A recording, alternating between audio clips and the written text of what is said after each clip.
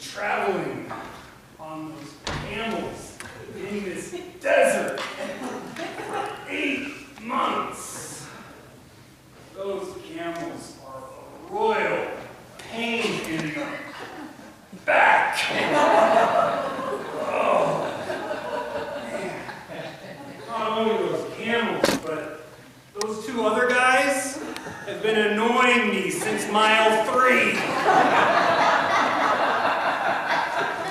Melchior won't stop talking, telling me about every grain of sand in the desert and how it got there. I don't care about sand.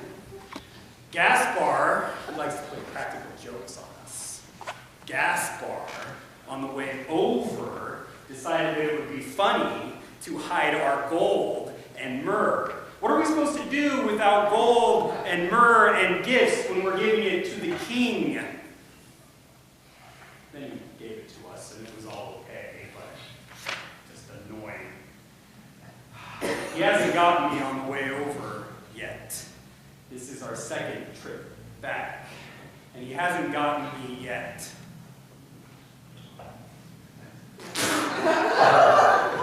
Gaspar! Put sand in my canteen. There have been many legends created about us. You would sing a hymn called 3 Kings, and while that is a great hymn, it is historically inaccurate. We are not kings. And as you will come to find out, not all of us are wise either. We are actually Magi.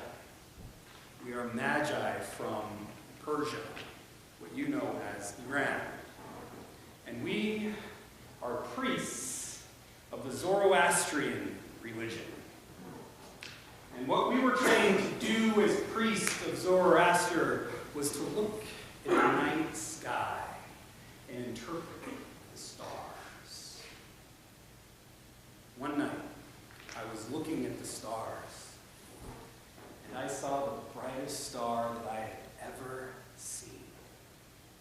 And I looked at Melchior, and I said, "Melchior, look, it's the star." And Melchior said, "I don't see it. Where is it?" And then I looked at Gaspar, and I said, "Gaspar, look, the star, it's there. And Gaspar said, "I don't see it. Nobody else could see the star. Everyone thought that I was foolish. Everyone thought that I was crazy, but I saw it. It was the brightest star that I had ever seen. And it was the star of Bethlehem. Thousands of years ago, one of our prophets made a prediction that a star would rise far off in the west and be the star of the king. Not just a king, the king of the world. And it would lead one of us to the king in Bethlehem.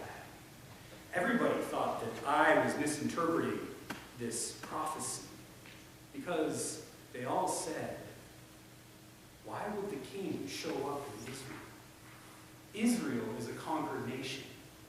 Generation after generation, Israel was conquered. Why would a king of any significance show up in Israel? And to tell you the truth, I have no idea. But something within me compelled me to follow that star. And I said to Melchior, I have to go. And I said to Gaspar, I have to go. And they said, Balthasar, if you have to go, we will make this journey with you. Those guys are driving me nuts, but if everybody had a friend like Balthasar and the other guy, the world would be a better place. Gaspar, that's his name. So they traveled with me as I followed the star that apparently nobody else could see. And we made it almost to Jerusalem. And Melchior got all excited. camel all the way into Jerusalem and asked everybody there, "Where's the kid, born the king of the Jews? Where's the kid, born the king of the Jews?" He created such an uproar, and there was such fear in Jerusalem, because if there is a king of the Jews, and then another child born king of the Jews, what is this king going to think? I'll tell you this about King Herod. He was already crazy. King Herod was so obsessed with keeping his power that he killed his wives and he killed his own children because he thought that they were a threat to his power. So here's Melchior running into Jerusalem yelling, "Hey, where's the kid, born the king of the Jews? What's Herod going to do? He's going to try to kill this kid." That's the way the political rulers and kings tend to work. If there is a threat to your power, you want to get rid of that threat. And that's what Herod wanted to do. So when we all arrived, Herod called us into his castle and said, "Hey, where is this king?" And we said, "I don't know. I don't know where he is." My knees are trembling because who knows what Herod is going to do to us. So Herod said, "Well, since you are Magi, priests, lookers at the stars, tell me about my life. What is my future going to be like?" And Herod, I assumed, would love it if we just told him how great he was. So I said, "Yes, that star says that you are going to go down as one of the greatest kings in all of Israel. You are going to be up there with King David and King Solomon." And Herod liked that. He thought that was pretty cool. And then Gaspar decided to play a little trick on Herod. Gaspar said, "Well, it looks like the sun is going into the door of Venus, and so you probably shouldn't be swimming on Fridays." Swimming on Fridays? What? It was nuts. And then he said, "And it looks like Venus and Jupiter are aligned just right. So somebody within your inner circle is going to betray you." I said, "What are you doing? That's nuts." So Herod said, "Go find the boy and come back to me and report where he is." And so we left. And I said, "What were you doing? Herod is already crazy. We don't need him even more crazy." And Gaspar looked at me and said, "Herod is now concerned about his inner circle. He's not concerned about the boy anymore. So that's how we got to go look for the boy without Herod sending his troops on after us." Brilliant move. So we went and we saw the boy. And we offered our gifts of gold, frankincense, and myrrh. And I looked at the boy, and I looked deep in his dark eyes, and I saw one of the most beautiful things in the world. Deep in that young boy's eyes was a light that shined brighter than any light that any of us had ever seen.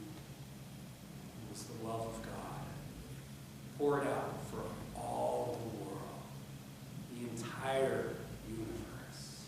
But then I also saw something else that terrified me.